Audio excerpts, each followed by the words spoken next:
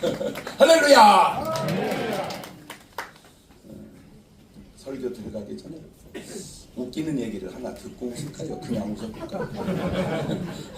그냥 한번 10초만 한번 같이 옆에 사람을 박수 치면서 웃으시는데 막 이 새끼가 어디 있는지는 잘 모르지만 손바닥 사이에 숨어 있다고 가정하고 배 죽이듯이 치면서 30초만 웃어봅시다. 시작!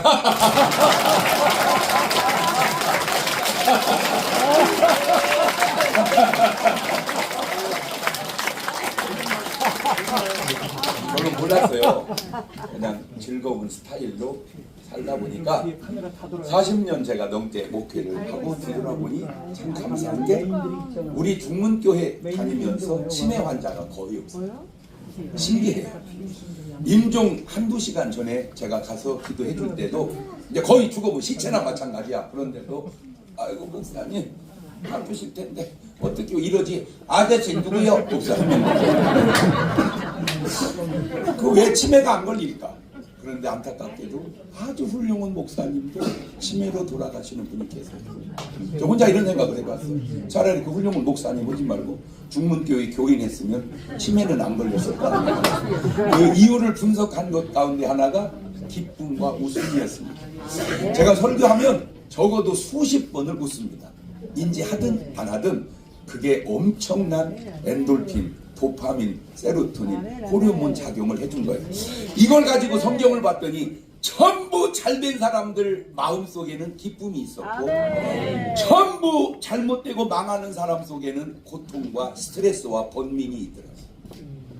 오늘 여러분 감정을 바꾸셔서 좋은 감정으로 잘 되시기를 주의 이름으로 축원합니다. 인간의 가치는 세상은 성공에 있는 줄 알아요. 돈 많이 버는 데 있는 줄 알아요. 어느 부분은 맞을지 모르지만 전혀 맞지 않습니다. 인간의 가치는 희생에 있습니다. 희생을 많이 한 사람의 가치가 있어요. 그래서 성경 66권 중에 희생을 최고로 많이 한 사람을 찾아보니까 그게 아브라함이었습니다. 다른 사람의 희생은 다 자기 희생인데 아브라함의 희생은 하나님하고 말은 안 되지만 인간적으로 표현하면 맘먹을 정도의 희생을 했어요. 그게 뭐냐? 성경 66권을 원심 분리를 듣고 확 돌리면 딱 중심을 이루는 게 요한복음 3장 16절입니다. 하나님이 세상을 이처럼 사랑하사 독생자를 주셨습니다. 최고로 중요한 말입니다. 저걸 뒤집어 보세요. 저러기 전에 2000년 전에 아브라함이 하나님을 이처럼 사랑하사 독자 이삭을 바쳤습니다. 독자를 주고받는 사랑을 나눈 유일한 사람은 아브라함밖에 없습니다. 다 모세도 자기 생명 바쳤고 엘리야도 자기 생명 바쳤고 바울도 전부 다 자기 생명 바쳤지 독자의 생명을 바친 사람은 아브라함밖에 없어요. 그래서 마태복음 1장 1절을 딱 열었더니 맨 먼저 뜬 이름이 아브라함과 다윗의 자손 예수 그리스도의 세계라. 야, 호랑이는 죽으면 가죽을 남기고 사람은 죽으면 진짜 아브라함은 이름을 남기고 가셨구나. 그런데 더 놀라운 사실은 정말로 부러운 구절이 그 구절인데 더 부러운 구절 누가복음 16장 22절입니다. 어떻게 저런 말씀할 수 있을까? 이에 그 거지가 죽어 천사들에게 받들려 누구 품에 들어가고 천당 갔다 이 말은 아브라함 품에 안겼다 이 말입니다. 제가 천당 갔다 그러면 여러분 아브라함 품에 안겼다 이렇게 화답해 보세요. 천당 갔다 아브라함 품에 안겼다.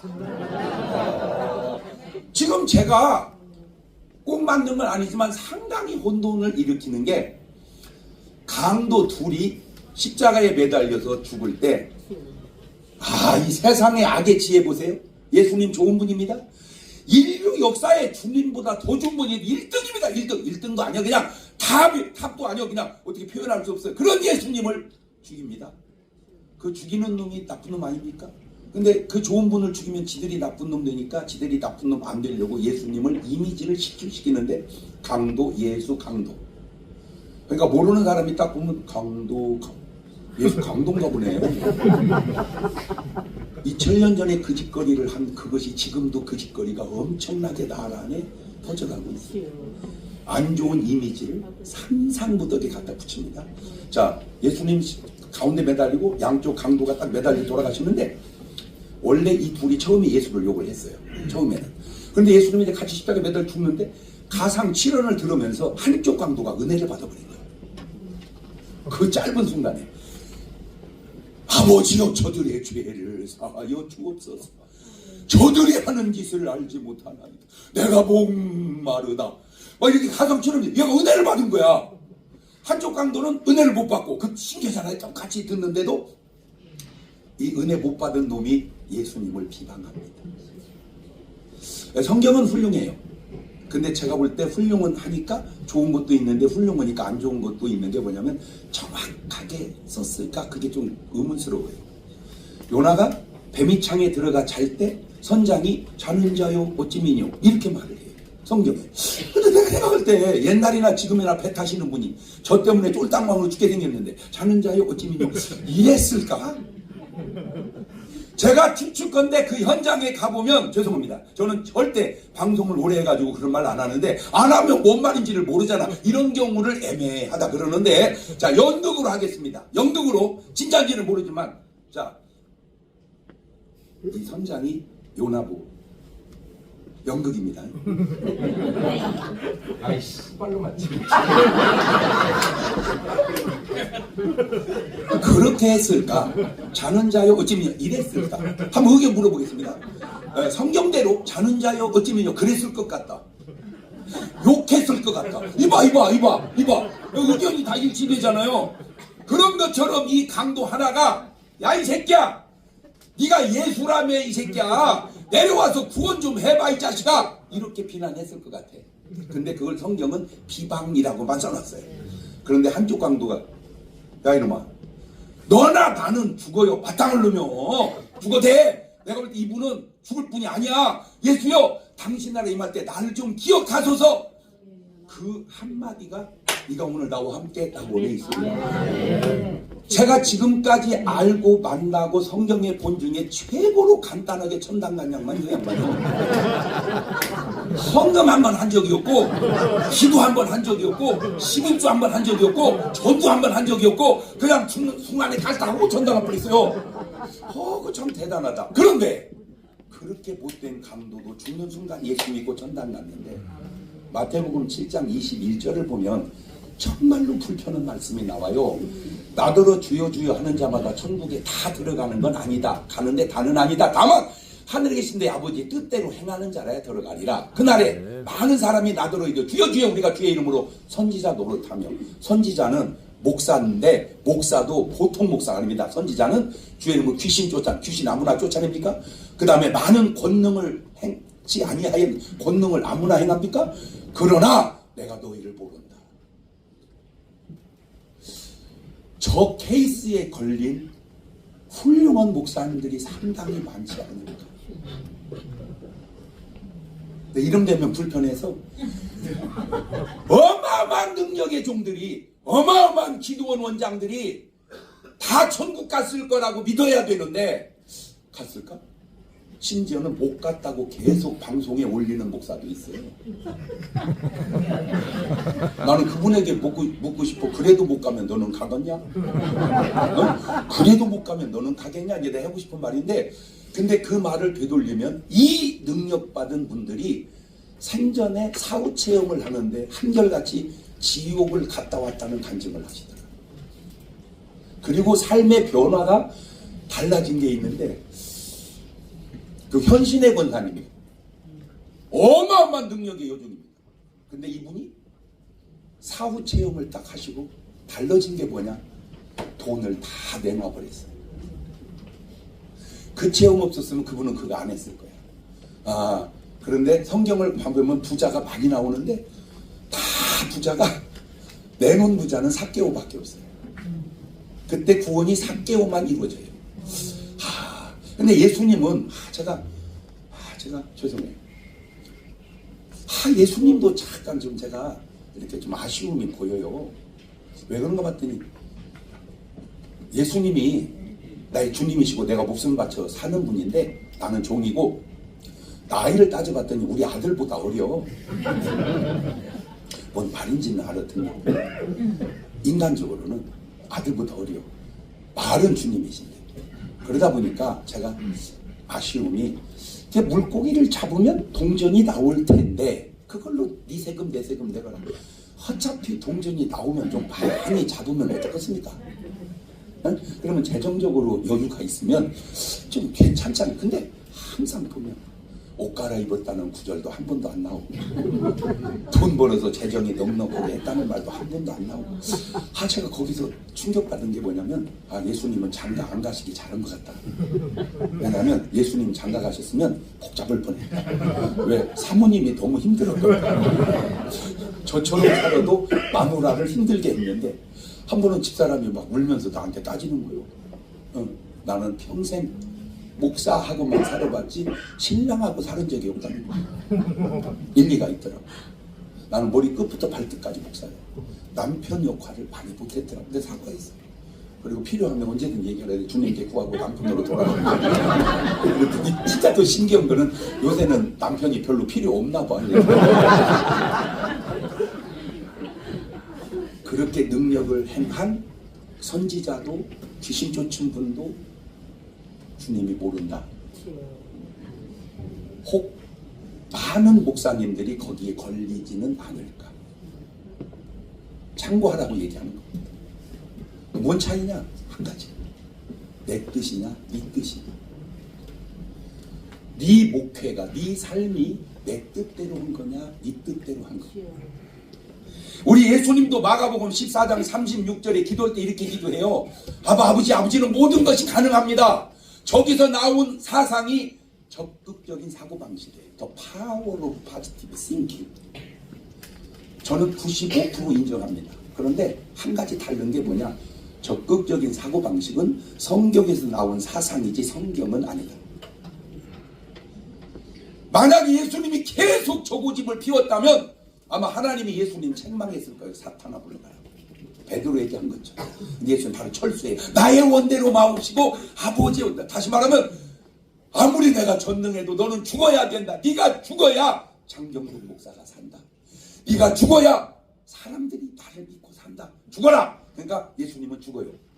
자, 이게 예수님입니다. 그런데 정말 훌륭한 목사님들, 한국 목사님 이름된 불편하니까 다행히 한국말을 못 알아듣는 미국 목사님 얘기를 할게요. 로버트 슐러 목사님. 적극적인 사고방식의 대부. 그분들의 스타일은 뭐냐? 할 수 있다! 하면 된다! 해보자! 그리고 십자가를 옮겨버려. 그게 차이예요. 그래서 큰 교회 목사님들의 특징 가운데 하나가 영광도 있고 존귀도 있고 존경도 있고 다 있는데 십자가가 없어. 왜? 다 옮겨버려. 뭘로? 능력. 고난이 없어. 십자가도 없어. 주님 뜻도 없어요. 자기 뜻만 펼쳐가요. 오늘 본문에 내가 교회를 세운다고 그랬습니다. 구분을 못해. 교회를 세웠지 교회당을 세운 게 아닙니다. 지금 대한민국의 교회당이 제가 알기로 6만 5천 개쯤 있는 걸로 알고 있는데 6만 5천 개 하나 더 생기면 뭐 하겠습니까? 의미 없어요. 별로. 중요한 거는 이거는 이 글로벌 연합교회는 교회지 교회당이 아니다. 그래서 제가 좀 마음속에 오는 건 모르지만 이 교회당은 교회당 치지 말자. 그냥 교회로만 가자. 교회당은 건물입니다. 현상. 교회는 본질입니다. 사람. 교회는 뭐냐? 그리스도가 머리인 사람. 그리스도가 머리인 사람의 지체가 교회입니다. 그런데 교회당은 건물 잘 져서 부흥되는 교회는 그게 양인지 염소인지 구분을 해봐야 됩니다. 그러나 교회는 100% 양입니다. 헤롯이 성전을 지을 때 뭡니까? 굉장히 잘 졌나 봐요. 인기 얻으려고. 그러니까 제자들도 성전이에요 이렇게 막 자랑스럽게 얘기하니까 예수님이 절 지었다 이래야 되는데 돌 하나도 돌 위에 남지 않고 다 무너지다. 건물은 무너진다. 그런데 왜 다윗이 솔로몬이 지은 성전은 하나님이 기뻐하셨을까? 그때는 교회가 없었어요. 성전이 필요해요. 그러나 지금은 성전 교회당도 필요하지만 중요한 건 교회예요. 그 교회의 특징이 뭐냐? 음부의 권세가 이기지 못하는 겁니다. 음부의 권세, 사망 권세, 마귀 권세가 교회를 못 이겨야 되는데 오늘날은 교회가 마귀 권세한테 많이 지는 것 같아. 그거는 교회가 아니고 교회 당반이에요. 마귀한테 지는 교회당이 무슨 의미가 있냐? 마귀를 이기는 교회가 있어야 이기는 거 아닌가? 자, 다시 이 교회에 모델이 필요해서 6만 5천 개 교회 중에 모델 교회를 하나 세우면 좋겠다고 해서 뜻이 지금 맞는 목사님들 한 9분 정도가 지금 이걸 해나가고 있습니다. 그 첫째가 뭐냐? 한국 교회가 정말로 각성하고 돌아봐야 할 얘기 드리고 있습니다. 첫째, 성경에는 선거가 없습니다. 근데 오늘날 한국 교회는 선거가 너무 많습니다. 그게 총회장 선거입니다. 총회장 선거 하셨던 분들은 한번 돌아보십시오. 내가 성경적으로 했는가? 마태복음 7장 21절에 딱 걸린 건 아닌가 꼭 돌아보시기 바랍니다. 제가 볼 때 어차피 양보하고 제비 뽑든지 양보하든지 하면 다 돌아가면서 할 걸 왜 그렇게 피 튀기게 재판을 해 가면서까지 하려고 하는가? 그게 과연 하나님의 뜻인가? 네가 내 종이냐? 네가 주인이냐? 네가 주인이라면 그렇게 하나님이 하라고 하셨겠는가? 한국 교회의 선거제도 사라져야 된다. 아멘. 이게 제가 지금 한국 교회에 던지는 메시지입니다. 아멘. 왜? 그 선거를 들여다보면 하나님이 역사할 공간보다 사탄이 역사할 공간이 너무 많아요. 모르지? 깨끗한 분도 계실 테니까. 그러나 혹 더러운 분들은 오늘 말씀 듣고 회개하시고, 맞다, 장 목사 말처럼 선거 제도는 없어져야 된다. 성경대로 제비를 뽑든지 추대로 가야 한다. 이런 운동이 일어나야 된다. 그러면 제가 볼 때 그분은 훌륭한 분이고, 저 자식은 쓸데없는 소리 했어. 그러면 그분을 과연 훌륭하다고 할 수 있을까? 네, 두 번째, 한국 교계가 좀 변화를 줘야 할 두 번째가 70이 되면 은퇴를 해야 된다. 맞아요. 그런데 어떤 분은 65세에도 빨리 그만둬야 돼요. 왜? 교회가 자꾸 무너져 가요. 근데 계속 가. 왜? 70 안 돼서 버텨요. 그러니까 계속 버티는 동안에 교회가 무너져 가는 거예요. 근데 어떤 분은 70인데도 좀 더 했어야 될 분도 있어요. 그런데 알절 없어. 70은 딱 끝나야 돼요. 다행히 우리 진맥에는 좀 유도리가 있습니다. 개교회가 오늘. 그럼 제가 한국 교계에 주고 싶은 말은 뭐냐? 70을 은퇴로 하되 교회 대다수가 원하면 더 할 수 있게도 하자. 그게 탄력입니다. 제가 궁금한 게 뭐냐? 26살짜리 신학교 딱 졸업을 해하고 70 먹고 은퇴원 딱 목사님 붙여놓으면 누가 더 잘할까? 모르지. 안 붙여봐서. 26살짜리는 젊음과 패기는 있는데 노하우가 없고, 70 드신 분은 젊음은 떨어지지만 노하우가 수십 년 내온 그 노하우가 은퇴라고 하는 것 때문에 다사 사장시킨다는 것이 이게 한국교회의 유익한 일인가? 이걸 활용할 수 있는 노하우가 그러면 아무나 나도 교인들 대다수가 원하는데, 그러면 교인들이 다 등신인가? 그분들이 얼마나 기도하는 가운데 결정을. 근데 지금도 안타까운 건 탄력 있게 늘리려고 하는 게 아니라 연장을 75세로만 늘리려고. 그거는 좀 불합리하다. 75세로 늘려도 될 분도 있지만 75세 늘리면 안 될 분도 그것 때문에 또 늘려놓으면 교회는 더 망할 거 아니냐. 만약에 이 제도가 성경에 없어다 있었다면 출애굽은 안 됩니다. 왜? 출애굽은 모세가 80에 합니다. 모세 보고 출애굽하면 모세가 이렇게, 죄송한데요, 저 은퇴한 지 10년이나 지났습니다. 이스라엘 백성은 못 나옵니다. 성경에는 은퇴 제도가 없어서 80부터 해서, 만약에 모세가 그때 은퇴되어 있다면 이제 모세는 안 되고 바위나 자갈이 했어야 됩니다. 그런데 그 당시 바위나 자갈이 없었습니다. 아하, 인간의 제도가 상당히 좋은데 다 좋은 건 아니구나. 또 하나가 세습입니다. 솔로몬이 왜 왕입니까? 시아버지가 왕이니까 왕입니다. 아론의 아들이 왜 시아버지가 제사장이 이걸 수천 년 동안 좋은 전통으로 왔습니다. 물론 그 안에도 문제는 있습니다. 사무엘 아들들, 엘리 아들들, 얘들은 제사장 사사하면 안 될 애들인데 제도 때문에 했어요. 그래서 말아먹었어요. 교회도 나라도. 그런데 어느 날 한국 교회에 뭔 말이 들어갔냐? 세습은 하면 안 된다. 그래가지고 무조건 안 된다. 자, 그러면 돌려봅시다. 대통령 아들이라고 해서 무조건 대통령 하면 됩니까? 안 되죠. 그런데 선거에서 되면 할 수 있죠. 그런데 아무리 잘해도 목사 아들은 안 된다. 이거는 무조건 목사 아들은 밀어준다. 이것도 문제지만 그것도 또 문제. 이런 객관성을 잃어가고 있는 것이 한국 교회다. 그럼 어떻게 해야 되냐? 목사 아들은 안 되지만 교인들 대다수가 원하면 할 수도 있다. 이렇게 가야 옳지 않을까. 그 다음에 수십 년을 목사가 교회를 위해서 희생하고 헌신했는데 진짜 제가 안타까운 게 뭐냐? 대전에 은퇴한 목사님들이 한 200여 분 계십니다. 좀 더 늘어났겠죠. 지금은. 참 신기한 게 은퇴하고 자기가 은퇴한 교회를 못 나가는 거예요. 부임원 목사님까지인데 이야기했어요. 자기가 개척해서 그렇게 큰 교회를 이루었는데 다시 못 나가요. 이건 또 이상하지 않나? 그러니까 이분들끼리 모여서 예배를 드리는 걸 은목회라고 합니다. 자, 이분들이 황홀함에 빠져버려요. 이게 아주 그냥 뭐랄까 이게 충격에 빠집니다. 내가 이러려고 이렇게 평생을 희생을 했다. 후에 여지껏 잘 해왔는데 마지막에 가서. 그래서 이걸 어떻게 해야 되냐? 저는 그렇게 생각합니다. 교단 키워서 뭐 하려고? 교회 부흥시켜서 뭐 하려고? 수고하신 분들, 수고한 교인들에게 계속해서 교회가 후원을 해주면 든든하고 더 남은 삶을 주님과 교회를 위해서 희생하고 봉사할 거 아닌가. 저는 제가 은퇴를 안 해서 아직 우리 교회는 은퇴 목사님이 안 계십니다. 내가 은퇴 안 했는데 누가 합니까? 그런데도 열 몇 분 계세요. 은퇴하신 목사님. 오늘도 여기 많이 오셨어요. 왜 그런 줄 아세요? 좋대야. 우리 교회 오면 좋대야. 네, 너무 은혜롭고 너무 부족하지만 이런 제도를 교회적으로도 교단적으로도 만들어 가면 어떨까. 그 모델 교회를 만들고자 세운 것이 바로 글로벌 연합교회입니다. 글로벌 연합교회는 교회당이 아닙니다. 교회입니다.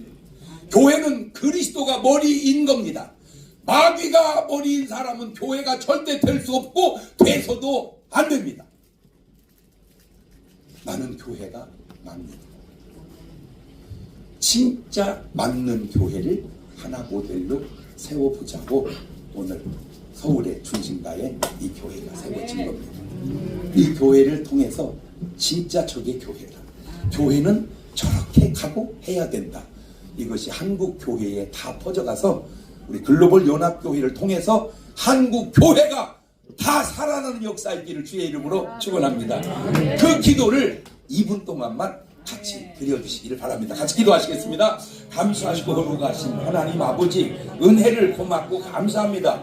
한국 교회가 6만 5천여 개 있다 하는데 하나가 더 생긴들 무슨 의미가 있겠습니까? 그런데 그게 교회인지 교회당인지, 음부의 권세를 이기는 곳인지 음부의 권세에 지는 곳인지, 아버지, 음부의 권세를 이기는, 마귀 권세를 이기는 그런 교회가 여기 세워지고 이 교회를 통하여 마귀 모든 역사를 이길 수 있는 한국 교회로 퍼져나갈 수 있도록 도와주옵소서. 지금까지 준비한 희생한 아름다운 손길들이 있습니다. 하나님 꼭 은혜 주시고 축복하여 주옵시고, 특별히 수고하실 앞으로 이 귀한 역사 이루어갈 모든 분들 함께 하시고 역사하시고 축복하셔서 어려운 한국 교회, 한국 나라, 우리 글로벌 연합교회를 통하여 살리는 마가의 다락방 같은 일할 되게 하옵소서. 예수님의 이름으로 기도하옵나이다. 아멘.